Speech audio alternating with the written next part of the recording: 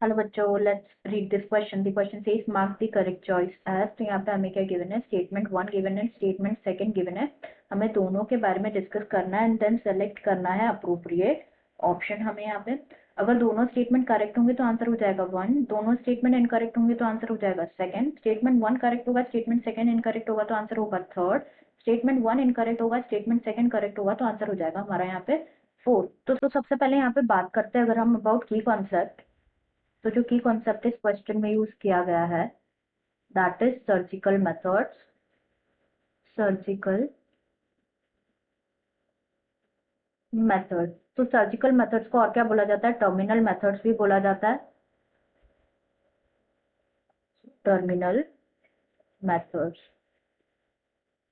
Next बात करें यहाँ पे अबाउट सर्जिकल मेथड्स। तो जो सर्जिकल मेथड्स होते हैं क्या होते हैं, basically these are the operative procedures.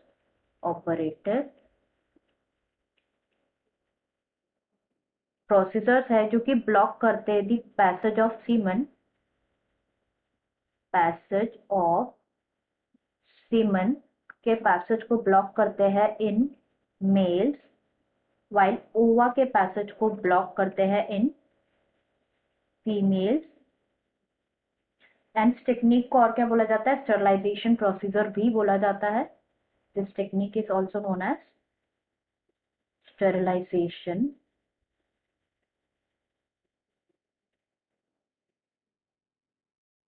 Procedure.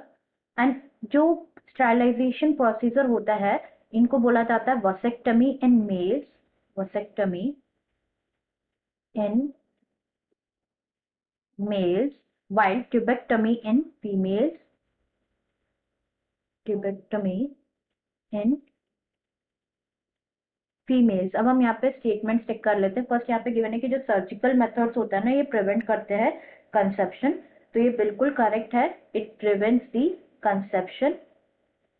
Next यहाँ पे गिवन है कि जो सर्जिकल इंटरवेंशन होता है ये फैसिलिटेट करते हैं गैमेट के ट्रांसपोर्ट को, तो ये स्टेटमेंट यहाँ पे फॉल्स है क्योंकि जो सर्जिकल इंटरवेंशन होता है ना ये क्या करते हैं, बेसिकली ये ब्लॉक करते हैं गैमेट के ट्रांसपोर्ट को, जैसे कि हमने डिस्कस किया सीमन के पैसेज को ब्लॉक करते हैं मेल्स में, वाइल ओवा के पैसेज को ब्लॉक करते हैं फीमेल्स में। तो हमारा आंसर यहाँ पे क्या हो जाएगा, फर्स्ट ट्रू है बट सेकेंड स्टेटमेंट यहाँ पे फॉल्स है, तो आंसर हो जाएगा हमारा ऑप्शन थर्ड।